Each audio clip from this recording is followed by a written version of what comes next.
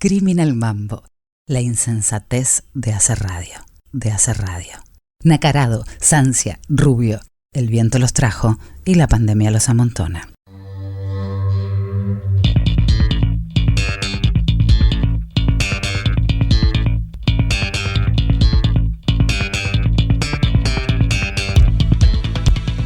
Momento de charla aquí en Criminal Mambo, y en este caso, hace un tiempo atrás, charlamos con una escritora que nos había encantado sus cuentos, Gabriela Buscemi. Ella había participado de una antología y hace unos días ha presentado su libro en solitario, Nunca nadie cuidó el jardín, un libro de cuentos que hace poco lo hemos recomendado aquí en Criminal Mambo. Estamos con ella para charlar un poco. Gabriela, bienvenida a Criminal Mambo una vez más. Hola Marce, bueno, muchísimas gracias y bueno, muy contenta de estar acá nuevamente. Sobre este libro, decía lo importante del trabajo que tienen estos personajes. Si mal no recuerdo, son todas mujeres y su situación es apremiante dentro de estos relatos. Me gustaría saber si esto es así y cómo trabajaste justamente la idea de esos personajes llevados al límite. Sí, es así, son 10 narradoras mujeres que van atravesando diferentes situaciones, se enfrentan a diferentes conflictos y bueno, se va desarrollando cierta salida, entre comillas, a través de la narración. Al principio eran 9, por una cuestión cabalística, que me gusta el número 9, y después apareció otro cuento. Estos son cuentos que yo vengo trabajando desde hace mucho tiempo, cuando inicié la carrera, la formación en escritura creativa en Casa de Letras, y después seguí con la tutoría de obra con José María Brindisi. Esto fue en el 2013, o sea que tienen muchas lecturas, relecturas, reescrituras. Al final, después de trabajar estos cuentos, me di cuenta que tenían esto en común, que eran todas narradoras mujeres, que todas se enfrentaban a ciertas situaciones porque tenían que ver con el deseo, con una falta de cuidado hacia ellas y hacia sus vidas. Pero eso me di cuenta al final. Mientras tanto yo lo fui trabajando, reescribiendo, pasaron por muchos talleres y los disparadores de cada cuento tal vez fueron distintos. Tal vez fue a lo que me contaron, a lo que me sucedió, a lo que imaginé. Siempre lo que tienen en común es en algún punto algo me toca, ¿no? Algo me inquieta, me dan muchas ganas de meterme ahí. A veces es fácil, a veces no. Eso creo que es, bueno, como todo lo que escribo en general, pasa por algo autobiográfico, no en el sentido de la peripecia, digamos, sino en el sentido de ese sentimiento, esa sensación, eso que me inquieta. Me gustaría saber si la selección de cuentos dejó afuera algún material o si lo que viene tuyo en escritura tendrá que ver con otros géneros, digamos. Bueno, con respecto a otros géneros, ahora estoy escribiendo una novela que también es una novela que comencé hace mucho. Yo creo que ahí fue como la semilla de mi escritura hasta ahora, en ese taller inicial, y bueno, la sigo trabajando, que eso es novela. Pero no la dejé afuera porque es otro género que no coincidía con estos cuentos. No, lo que dejé afuera sí, cuentos que no los pude encontrar, porque me preguntaban si no había escrito un cuento con un narrador hombre. En realidad sí, un cuento, yo me río y digo, bueno, acá al psicoanalista, nunca lo pude terminar ese cuento, que cada tanto saco porque me gusta cómo se inicia, pero no lo puedo encontrar.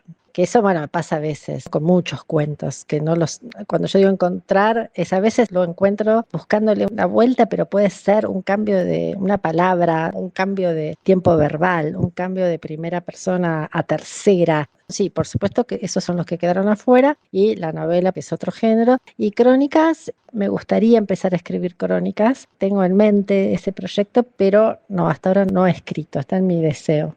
Estamos escuchando la voz de Gabriela Buscemi. Ella es autora de Nunca nadie cuidó el jardín, publicado por Flanell Editor. La están escuchando justamente hablar sobre sus cuentos y nosotros queremos saber cómo hace la gente para acercarse a tu libro, para conseguirlo, para comprarlo, para disfrutarlo, porque creo que se van a llevar un muy, muy buen material. Gracias, Marce. El libro se compra por la tienda virtual de la editorial. Entran al Instagram, que es flanell.editora, flanell con doble L y E. Allí está el link que lo lleva a la tienda virtual y ahí es donde lo pueden adquirir. Hablamos de distintas características de los cuentos y hay otra que voy a resaltar y es la presencia del campo en muchos de ellos, inclusive en algunos cuentos que se inician en Capital y que luego los personajes viajan y viajan mucho en algunos de esos cuentos. Contanos si tenés idea de cuál es el motivo o si simplemente se fueron dando así. pensando en esto de la escritura, de por qué escribo, este tipo de reflexiones, indagando, yo creo que viene de mi infancia. Mi papá trabajaba en las cooperativas, en la Asociación de Cooperativas Argentinas, y viajaba mucho. Entonces viajábamos todos, con mi mamá, mi papá y yo. Y viajábamos por todos los pueblos, íbamos a los encuentros de cooperativas, y a mí me atraía mucho la ruta de noche, me atraía mucho el campo. Mi papá era de Pergamino, que también es, bueno, en ese momento estoy hablando de muchos años atrás, era un pueblo, ahora ya es una ciudad. Y mi papá solía contarme muchas leyendas ahí del campo, del hombre sin cabeza, de la luz mala, de la pobrecita. Y a mí me fascinaban esos personajes, me aterraban y me fascinaban. Y siempre era como buscarlos de noche en la ruta y en el campo. O sea que el campo para mí tuvo siempre como una atracción especial. Hay algo ahí que me seduce, que me atrae. Pienso que viene desde ahí, ¿no? Desde buscar, desde chica, estos seres torturados, querer encontrármelos, si bien estaba aterrada, ese juego, esa seducción que me dio y me da siempre el campo y la naturaleza, ¿no? Sobre todo el campo, pero la naturaleza en general. Sí, ese terror que uno nunca termina de confirmar y que lo veas ahí, en algún lugar, en algún momento de la oscuridad, en alguna lejanía. Quiero hacerte una pregunta, o mejor dicho, un comentario, a ver si estamos de acuerdo. Hablaste al principio que estos cuentos tienen una buena cantidad de años desde que comenzó su escritura.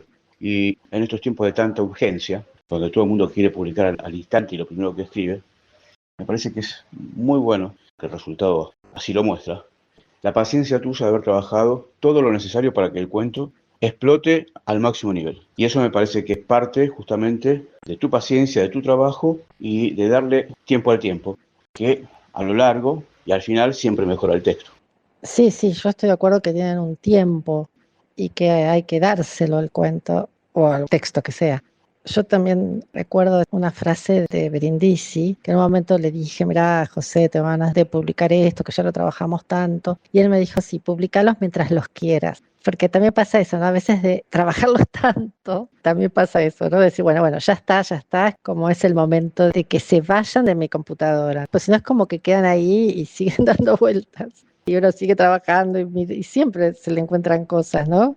Entonces, bueno, esa frase me hizo como conectar con esta idea de decir, bueno, no creo que los cuentos sean como los hijos, que se suele decir esto, pero sí esta sensación de decirles, bueno, hasta acá llegué, hice lo mejor que pude, ahora hagan su vida. Llegué a ese momento, pero sí, después de mucho trabajo. Pero bueno, volviendo al inicio, lo que vos decías, sí, tienen un tiempo, lo mismo que la extensión del cuento también. Uno empieza algo y después se da cuenta que eso está para más, que hay más para meterse, ¿no? Hay más para describir, para ver cómo es. Y eso es interesante, es lo más interesante porque uno va entrando en esos personajes, en esos paisajes, en esas situaciones, en esos gestos. Yo soy además de escribir cuentos largos, entonces sí, me parece que hay que darle a cada texto, yo digo cuento pues cuando estoy pensando en este libro, pero a cada texto el tiempo que requiere. Vamos a ir terminando esta nota. Tenemos dos preguntas finales que ya respondiste en tu momento, pero como nosotros los que conducimos somos personas mayores que rápidamente olvidamos todo y la audiencia se renueva, te hacemos la primera de las últimas dos preguntas. Tiene que ver con, queremos saber tu puteada favorita. Si no me acuerdo qué dije la otra vez.